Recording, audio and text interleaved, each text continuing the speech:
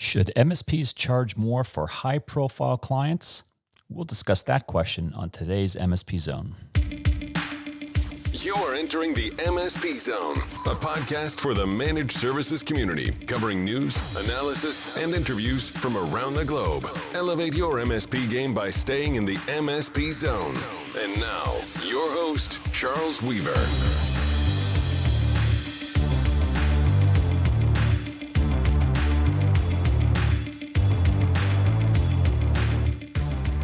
You guys think we should do a open line Friday concept or take live calls? Would you guys like that?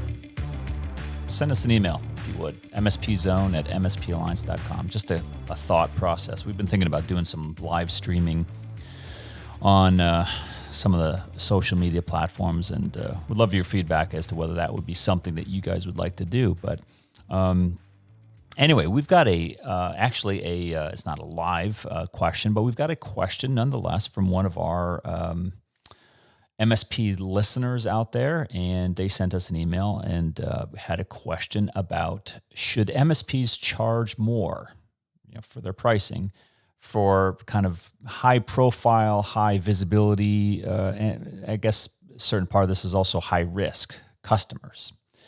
And it was a great question. It comes up, fairly regularly. And I'm not sure about this MSP, if they're kind of a new startup, if they've been around for a while, but it doesn't matter. I mean, these are good questions, and it's good that we talk about them as a community. And so that's what we're going to do today.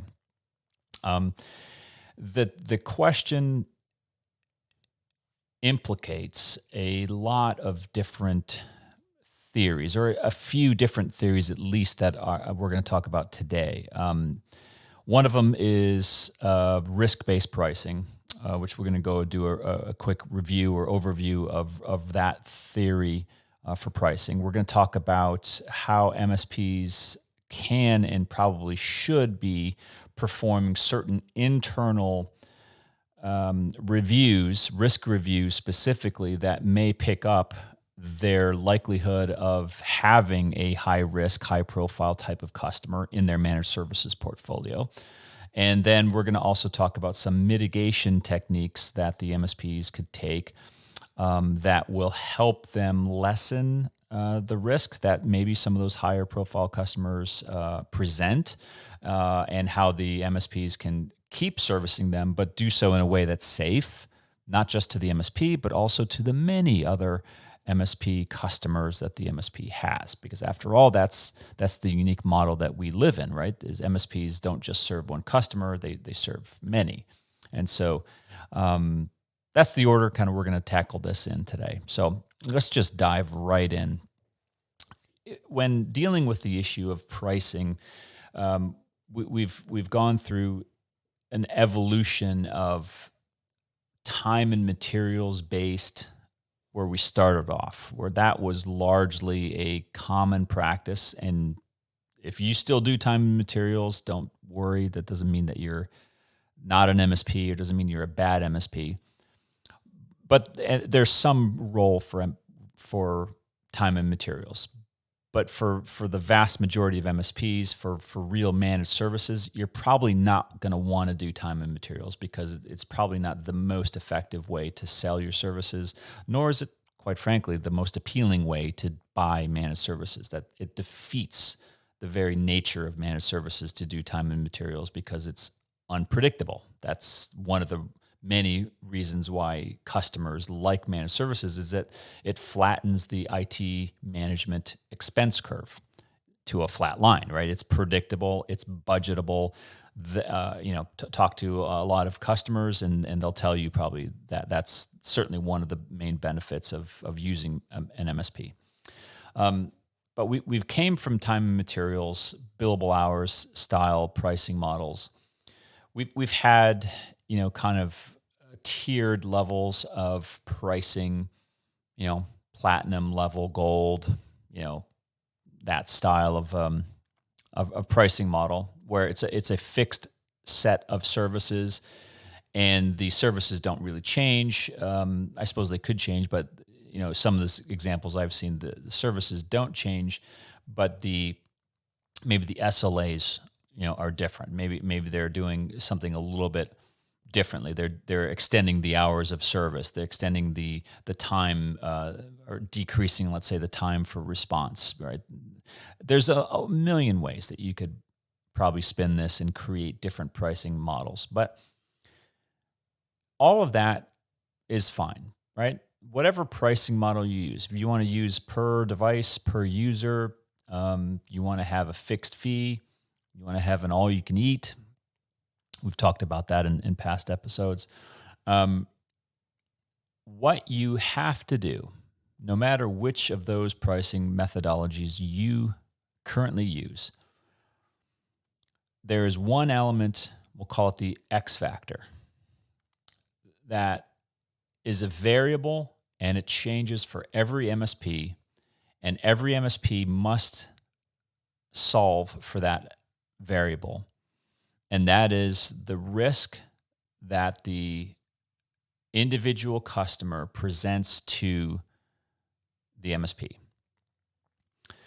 And even if you have a very standardized set of services, even if you have a very well-defined, well-articulated service catalog, you still can have room for risk-based pricing, which is what I'm defining right here. Even in that type of a very rigid or well-defined structure.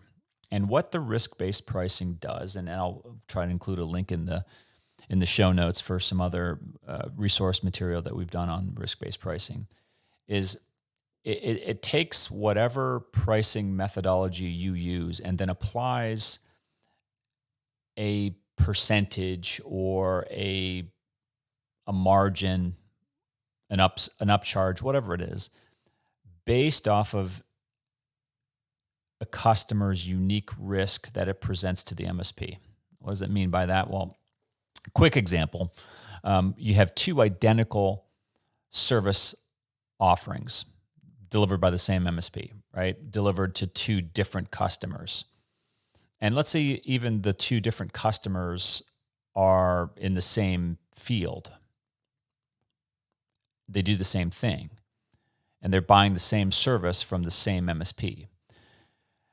In that scenario, you could completely have very different pricing models for both of those customers, because one customer, for example, and it's a hypothetical, presents more significant risk, presents and articulates to the MSP a desire to be, I don't know, maybe not indemnified, but desire to have more security coverage from the MSP. And they're saying, look, we want more. We value security more. We value IT management more. Whatever it is, they're expressing something that is different than the other identical customer.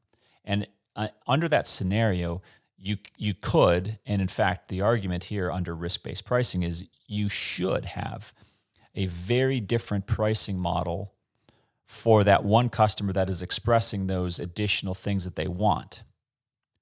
Again, remember, we're talking about the same identical service line, but we're talking about the customer saying, I have different expectations. I have higher expectations from you as an MSP than the other customer who's saying, yeah, it's okay. Whatever. I'm not up or down, secure, not secure, right? They're not voicing those same concerns. And so they don't present the same type of risk to the MSP. That's what risk-based pricing identifies. Well, that's what risk-based pricing solves for. We're going to talk about how do you identify where risk-based pricing ought to be applied, because as the question and the title of this episode is, should you charge more for these high-profile customers? The answer is yes. And the answer, furthermore, is I would hope, and I hope for your sake, that you have a good enough relationship and or enough skill to be able to talk to these customers when they are prospects and identify whether they are high risk themselves. Now, you could find out whether a customer is high profile, right? I mean, if they're a known brand, if they do something that is highly sensitive, And there are many other examples. Those are all contributing factors for why that profile of a customer might add additional risk to you as an MSP. It's just common sense stuff, right? I mean, I think this is all stuff we can grasp, right? If you happen to have a customer that is dealing with nuclear power plants, well, that's probably a really high risk customer because they're going to be a downstream vendor or somewhere in the supply chain to a nuclear facility. That's going to be high risk to everybody. Nobody wants to see that compromise. So we're going to want to make sure that that's appropriately charged for.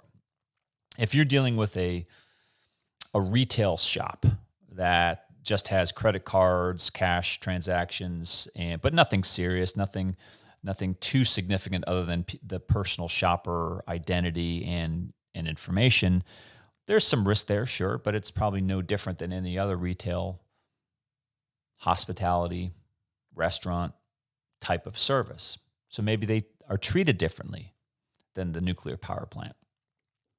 Those are the obvious ones, right? Those are gimme kind of on the face of who the customer is. You can tell whether they're going to be high profile and whether they're going to be risky to you.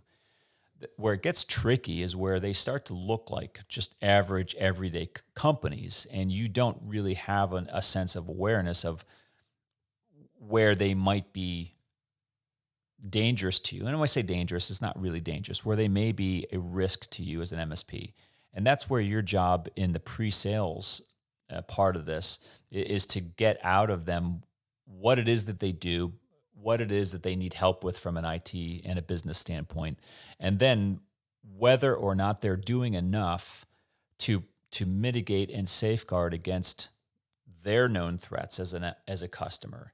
And whether or not, if you think that there are significant gaps in what they're doing versus what they want to do with you, those are going to be huge potential risk areas for you because they're invariably going to flow through to you, right? If they are an average everyday customer and they say, we don't really believe in multi-factor authentication, we never back up our data, but we'd love for you to be our MSP and manage us. Either they're going to start changing their behavior really quick, or they're going to be a real big liability to you. If not now, then down the road. So what are some of the ways that you could identify maybe the more hard to spot risk-based, high-profile customers? Well, I think a really good starting point is having a process, not just for your sales, your pre-sales, but having a process even for existing customers to identify their potential risk to you as an MSP. Now, you might be saying, well, why would you do that for a existing customer? I get why you do it for a new prospect who you don't know, but if you've already signed them up to a managed services contract, why would you do that evaluation on an existing client? Well, here's a couple good reasons. Clients change. They do things differently. They expand. They get sold. They merge. They adapt. They go through difficult times, and so they cut out their budget for multi-factor authentications, technology. Who knows? The point is that things do change. They almost always change, and the MSP ought to be doing some sort of at least an annual internal risk assessment that not just covers vendors, and that's the context in which most MSPs think of internal risk assessments, is their vendors and their supply chain, and you should be doing those. But you should also be looking at your customers. You should be looking at who do we currently service? Have they changed? Are their risks now becoming our risks? Do they do things differently than they used to when we first hired, when they first hired us? Those are really good questions because, after all, they identify risk, yes, but they also identify, could we be doing things differently, better for them? Should we be selling other services to them? Should we be charging them more? The very nature of this whole topic today. And often you can identify an evolution of a customer or series of customers where their needs change, and as their needs change, and sometimes it's just their risk changes and the pressure that they have place on themselves and their MSP to be more, let's say, resilient against cyber attack, to decrease downtime if they were attacked, to have higher levels of protection in any given area, whatever the metric. All those things indicate higher risk, higher profile exposure, and by extension, you should probably be charging more, hence the risk-based pricing. So yeah, do internal risk assessments. Do them at least annually, and don't just stop with your vendors. Do strategic partners, and include your clients, and a methodology certainly for onboarding and vetting new prospects who are signing up to be managed services clients, but also existing managed services clients. Very critical to include them in your analysis. Make sure you're doing it. It'll save you a lot of headache down the road. And then finally, third, it's how do you mitigate these high profile customers, right? Can you only charge more for them? Is that where you stop, just charging more for it? No, that's certainly not where you stop.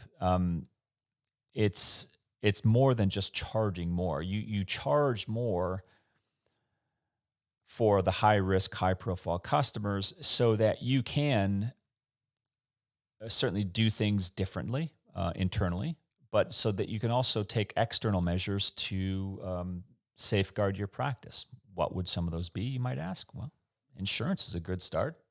Maybe you up your cyber liability coverage to include those types of customers who are presenting higher profile risk. Maybe you retool some of your internal service delivery practices to make sure that you are better prepared to catch problems that may occur with those high profile customers.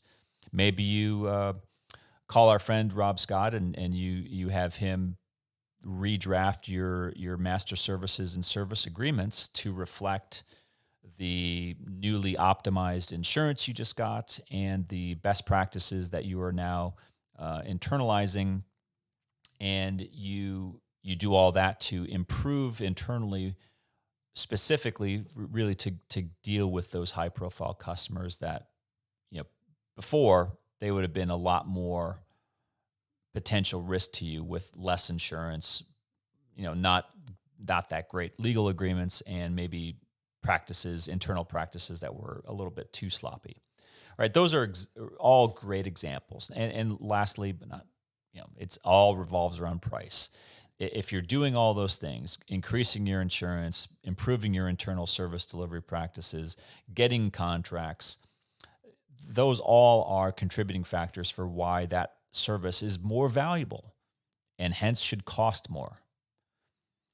So the answer is yes. Should MSPs charge more for high profile clients? Yes. Yes, they should. And clients, if you're wondering, well, great, I don't want to paint a target on my back for being high profile. You're not. You're getting a valuable service at a fair market price. And if a MSP says, well, I'm going to take you on as a client, but I'm not going to take, cyber liability coverage. We're not going to really have very good contracts that spell out what we do and what your obligations are, what your risks are as a client, what our risks are as an MSP. And if you don't, if you just give them the lowest price out there possible, chances are you're missing something. I mean, chances are there's something out there not being performed, and the adage "you get what you pay for" is very appropriate in this situation. So, I hope this helps some of you. If you guys are struggling with this, you have some additional questions, definitely let us know. It's not an easy topic. It does require a little bit of setup, but once you do it, it actually can work wonders, and it can really help you supplement some of these higher risk areas and increase the revenue for those customers, and allow you to reinvest that into your managed services practice in some unique ways. And so I encourage everyone to evaluate risk-based pricing. I think it's the best pricing model out there for MSPs today. It's been that way. I felt like that for at least 10 years. But as always, other people may have different opinions. We'd love to hear yours as always. Send us an email at mspzone@mspalliance.com. We'd always love to hear your comments and thoughts. If you have a suggestion for a future episode, if you have a question, maybe it's a operational MSP question that you haven't heard addressed before, we love those. We love the difficult topics. So please do send it to us. This is Charles Weaver with the MSP Zone. Until next time. Thanks for listening. If you enjoyed today's episode, please give us a like. Make sure you are subscribed to the podcast so you will get notified when future episodes are released. We will see you next time in the MSP Zone.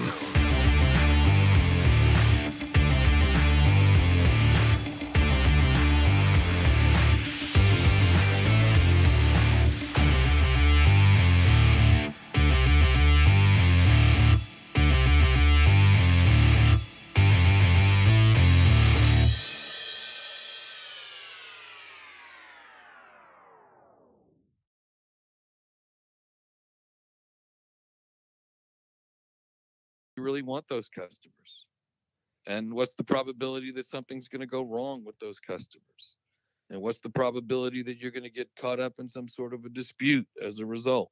Summarizing everything for those of you late coming into the program, service catalog. And this is why I think, we've always said this in doing consulting for new MSPs. If you're just starting out, this is incredibly important. What Rob has said, what we're both saying is if you take these very important steps, and even if you just take the existing service capabilities of Rob, I liked what you said, take your RMM, take your existing tool sets, if you've already got them, right? And a lot of MSPs, I think there's some different ways to do this, but I think a lot of young MSPs buy the tool first and then say, okay, what am I going to do with it, right? And maybe it should be a little bit opposite, but doesn't matter. Take those tools and say, what can I do with it? What can I build with these tools? And from that, you should be able to very quickly develop that service catalog.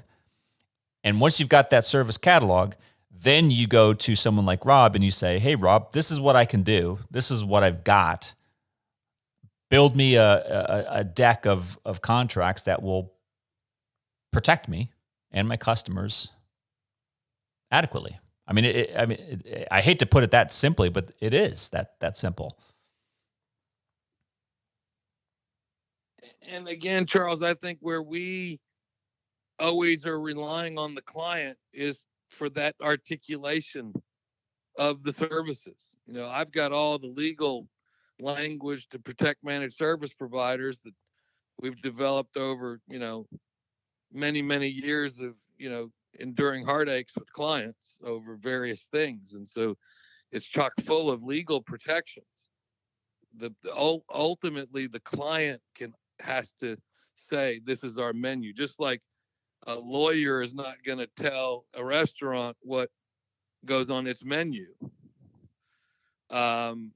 Similarly here, the clients have to articulate the menu. And once that's done well, then I could take it the rest of the way and develop this, what I'll call very modern approach to customer contracting. And for those of you who are wondering, what if we change? What if times change and we want to change up our services?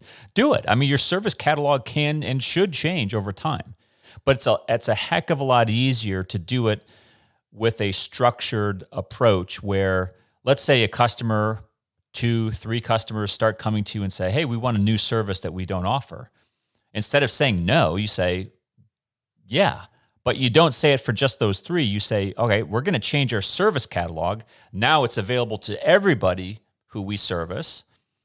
And then your legal counsel, like someone like Rob, can then update your contracts, make sure that those new service lines are appropriately articulated into your agreements, and you're safe, your customers are safe, and you continue operating a fresh, cutting-edge managed services practice. Easy enough, right? Easier said than done. Anyway, Rob, any final thoughts? Any areas that you would recommend for an MSP who's just getting started? Maybe they're looking to reset that, hit the reset button on their practice when it comes to the service catalog. For the more mature people, I'd look at which of the service lines have high penetration, and which of the service lines have low penetration. And on the low penetration service lines, you got to examine why. Is it too expensive? Customers don't understand the value proposition. Whatever the reasons are, okay?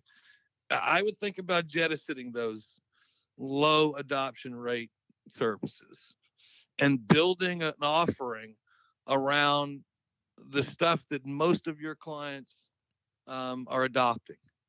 And narrow your menu to the stuff that a high percentage of your customers are using.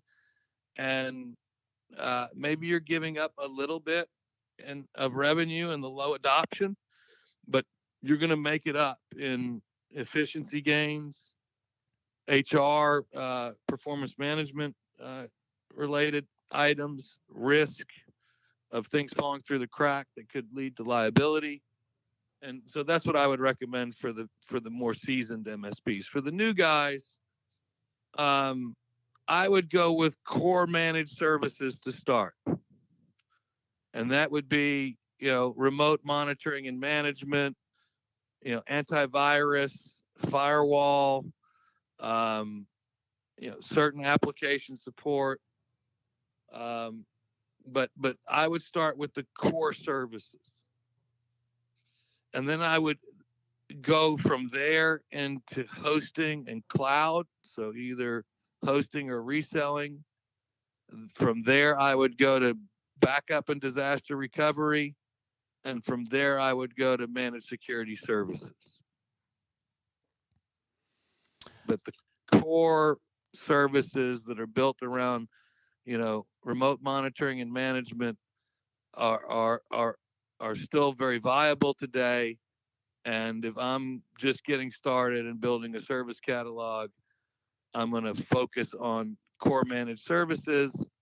Or if I'm security oriented service provider, just managed security services only without a lot of the non-security services. So yeah, I think the earlier on you are in your maturity, the more focused you need to be.